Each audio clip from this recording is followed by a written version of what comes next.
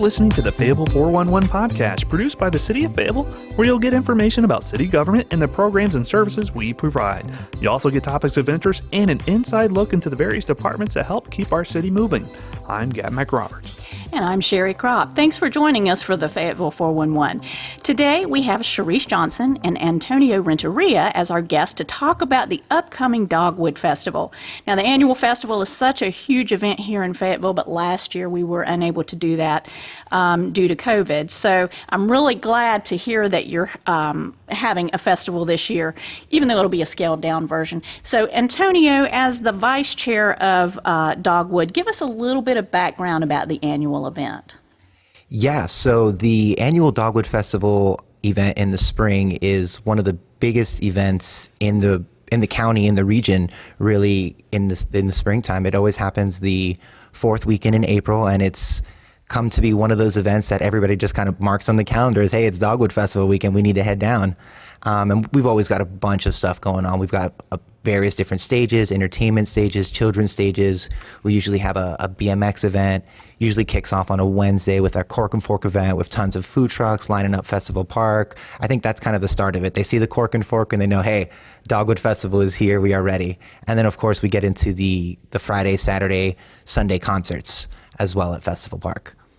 Yes, a huge event. And how long has it actually been going on? I was thinking it was maybe 20 years, but I understand it's a lot longer than that. Oh, yeah, definitely. Decades. I mean, we're talking 35 plus years for sure. I think we're going to come up on an anniversary coming up here pretty soon. I remember, I think the first Dogwood Festival I ever went to was the one when you had Hootie and the Blowfish performing downtown Fayetteville, and that was just so cool to be able to see that performance. Yeah, I think I saw a screenshot or somebody posted a photo of it from like the self-help building, kind of looking down, and just the crowd on that was really cool to see. A lot of energy. And what would you say, I know it's grown to be such a huge event, what would you say the average attendance is at the Dogwood Festival? For the full duration of the festival, I'd say we're probably looking at 250,000 people that come throughout. And that's from all over the region. That's not just Fayetteville, not just Cumberland County. We get the entire state. And then we've even get, vendors and people calling us from out of the state saying, hey, what's the information on the Dogwood Festival? Yeah, and it's got a lot of family-friendly activities for everybody in the family to enjoy, from little kids all the way up to grandparents. But now this year you're doing a scaled down version. Talk about that. We're doing Mini-Fest, Dogwood Festival Mini-Fest. So we're not doing it at Festival Park like we normally would.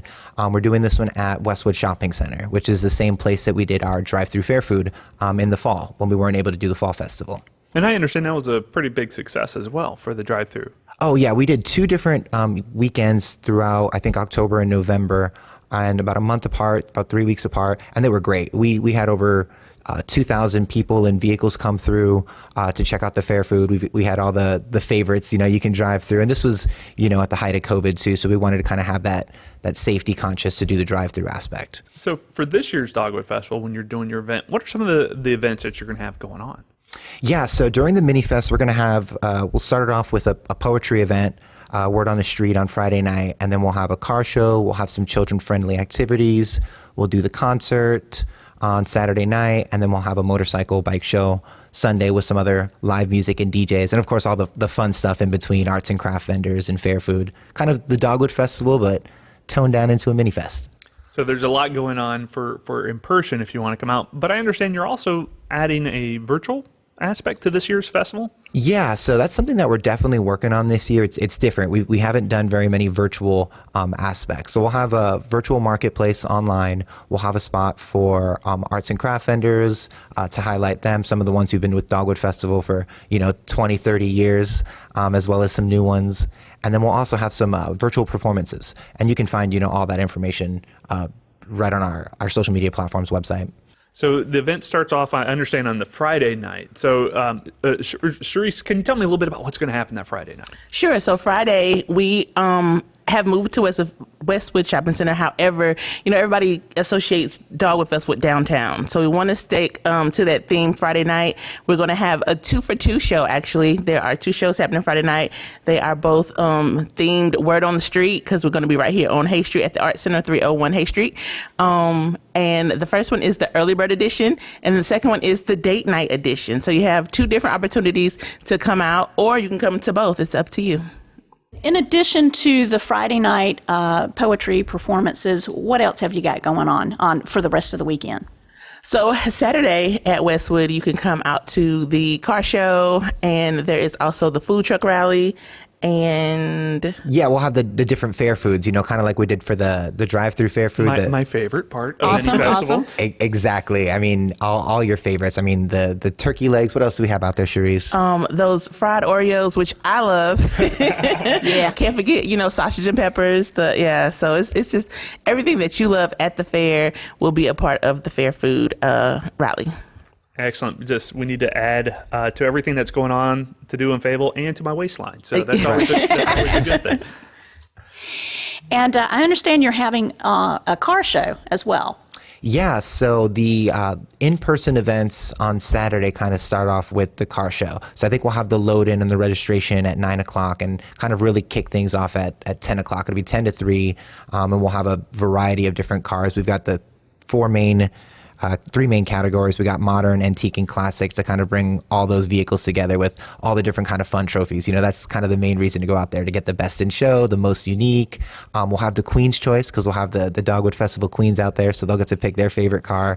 So it's just a really, kind of fun time. So while you're down there eating that fair food or checking out the arts and craft vendors, you can look at some really neat cars too. And in addition to the arts and crafts vendors that you'll have in person, you'll also be able to visit some of those virtually as well. Is that right? Yeah, absolutely. Go ahead, Charisse. Yeah, I was going to say you can definitely make sure that you visit the virtual marketplace on the Dogwood Festival website at thedogwoodfestival.com. You can also find us on Facebook at Faye-Dogwood Festival as well. So yeah, you can see the virtual marketplace, all those vendors of arts crafts. You can also see those virtual performances as well. And you'll have a schedule of all of the events on the webpage? Yes, it'll be up on the website and on our social media platforms. I'm looking forward to seeing this year's festival, because in years past, I think always my favorite part was coming down and seeing all the different things there are and the sample the foods. For you, what's your favorite part about this whole process, getting ready for this year's festival to bring it back after a hiatus of the last year? I think one of my favorite parts of the Dogwood Festival that I've seen is just how much the community loves the Dogwood Festival. I think as soon as we kind of put out word that we were looking to do a mini-fest, our phones have been, ringing off the hook, people excited, trying to see what we're going to do, how can we re-engage. I think that's kind of the start. Once people see Dogwood Festival trying to do some programming, they're kind of excited to kind of see that kind of stuff. So that's been great for us to see. Yeah, I think for me, it's the aspect of being able to get out the house. That's right. The doors are opening again. I'm super excited for the in-person portion of the event. Virtual is great. We've done it for a year now, but to actually be able to interact safely following CDC guidelines, to be able just to interact and get out of the house, I think is what I'm looking forward to. I'm a Fayetteville native, so Dogwood Festival has been in my life pretty much my whole life. So, I missed it last year, and to not only be able to experience, but to be a part of the planning this year for me is exciting. I'm looking forward to it. I am too, Charisse. Yes. I imagine that's kind of a challenge, too, to kind of give the feel of the old festival pre-COVID when you're looking at a mini festival like that. I imagine that kind of factored into a lot of your planning. Oh, absolutely. I think that's why off the bat we wanted to kind of go out there and say it's Mini-Fest. Let's kind of get that seeding. This isn't, the spring festival like we've normally had it with 250,000 people coming downtown. We're doing things kind of on a smaller scale, just kind of trying to touch all those elements, the family-friendly stuff, the music element. That's a big piece that I love with Dogwood Festival is the music, and being able to bring that on a virtual aspect and an in-person aspect for this Mini-Fest. I think that's a huge win for us. And is there any cost at the event? I mean, I know you have to pay for arts, crafts, anything that you purchase from some of the vendors. Obviously, you're going to have to pay for those. But is there any cost to attend the performances or the car show? So the Friday night events are ticketed events. We will have poetry and music and some whatnots. But if you come as want to get like a single ticket table seat, it's going to be $15. If you want a more intimate feel and do a couples table, we do have two top tables for $25. That is for the early bird event, 5 p.m. to 7 p.m., as well as the date night event, 8 p.m. to 8 8 p.m. to 10 p.m. And people purchase at the gate, or can they buy their tickets in advance? You can get your tickets online in advance, and those links will be on, again, the website, the Fayetteville-Dogwood Festival, as well as the Facebook at Faye-Dogwood. And of course, as far as, patrons coming to visit the stuff outside of the poetry and being an actual participant in the car show or motorcycle show, that's all free. You can come down, you can take a look at the cars, the concert that we have on the Saturday night, the virtual performances, that's all free, just like people have kind of known and loved with the Dogwood Festival. Who will be performing?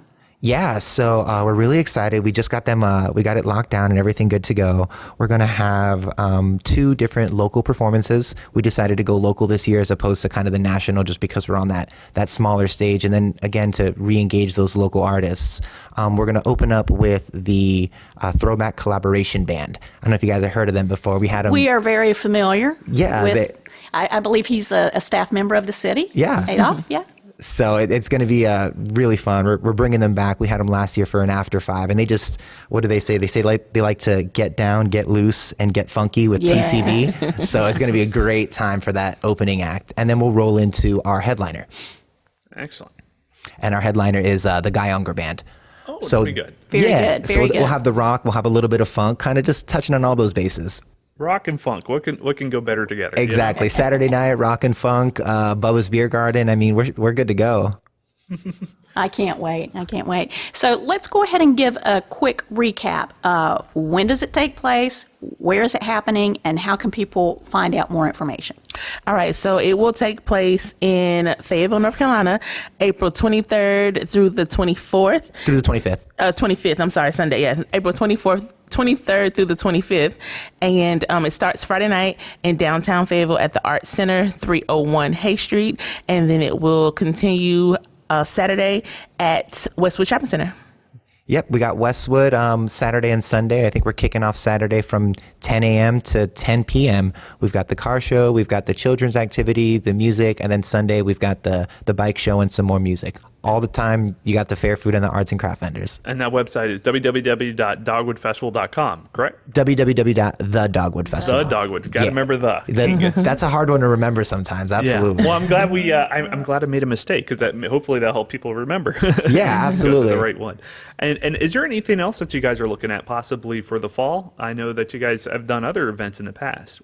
How's that looking right now? Yeah, so typically our staple events, we have the Spring Festival, which is what we're looking at for Mini-Fest. We also do a summer concert series, a Live After 5 at Festival Park, and then we do a fall festival. We're hoping to still re-engage the Live After 5. We're just kind of waiting on the governor's guidance and, Festival Park to open up and all that. But once we get the green light, and we'll be out there for sure.